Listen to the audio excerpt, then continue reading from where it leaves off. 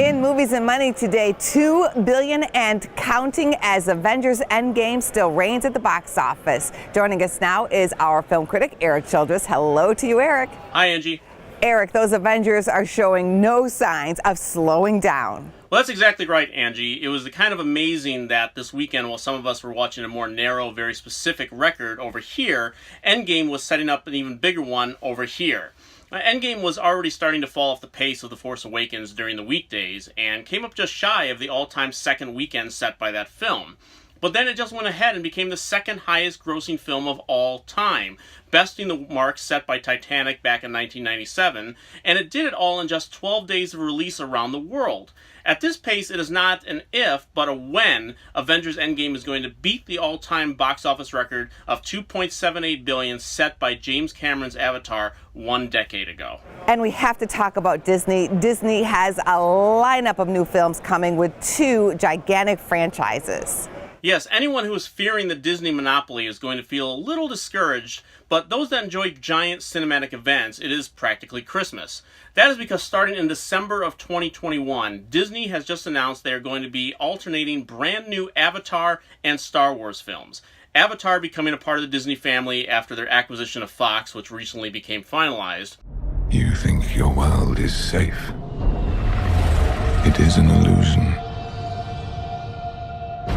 Comforting lie told to protect you. Enjoy these final moments of peace. Avatar 2 has been delayed and delayed, so James Cameron will have to wait a little longer for his chance to reclaim his box office crown. And he will have multiple chances with 4 new Avatar films premiering every other year, just days before Christmas, and in between, 3 new Star Wars films. Now there's no word as of yet what those will entail, but don't forget that we have The Rise of Skywalker still coming out later this year, which could be another $2 billion film in the making. We've passed on all we know. 1,000 generations live in you now, but this is your fight. Then from 2021 through 2027, they will have 7 films alone that could fetch anywhere from $10 to $15 billion all by themselves. Erik, do you think there's any chance that Detective Pikachu could come out a winner this weekend at the box office? Look, you can talk to humans, I can talk to Pokemon.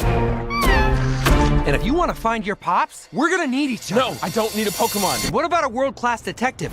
This is one of those rare instances where I have to plead ignorance, Angie. I know Pokemon is a thing. I know the phone game was all the rage a few years ago. That being said, I honestly don't know just how wide-ranging the appeal for a Pikachu movie with the voice of Ryan Reynolds is going to be. I had seen suggestions that this film was headed for $250 million. And my early summer predictions had it somewhere more in the $140 to $150 million range, and that seemed high to me then, and seems even higher to more now. Back in March, there were some early tracking reports putting the film opening around $75 million this weekend, which could have actually been enough to beat Endgame. Now Warner Brothers and tracking services are tempering expectations again and putting it more in the $40 million range, which should make for a very solid number 2, while Avengers sets its sights on an even bigger number 1. Well, thank you so much, Erik, and we'll see you here next week. Thank you, Angie. Check out businessfirstam.com to find out where to see our entire show. And don't forget to like, follow, and share Business First AM.